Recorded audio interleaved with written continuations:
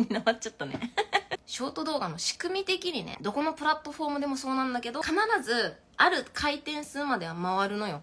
フォロワー数が0でもね、回るようになってんの。特に TikTok はそうなってんのよ。そこから反応がいいと AI が判断してね、さらに大人数に動画をおすすめに出す。で、そこでさらに反応がいいと、さらに大人数のおすすめに流す。そうやってバズっていうのを起こしていくんだ。なので、ショート動画が面白ければ、AI の反応が良ければ、たくさんの人に拡散されるよっていう、そういう仕組みになってます。リールもそう、TikTok もそう、YouTube ショーツもそうです。私はね、特にこの3つに関してね、お伝えはしてるんですけど、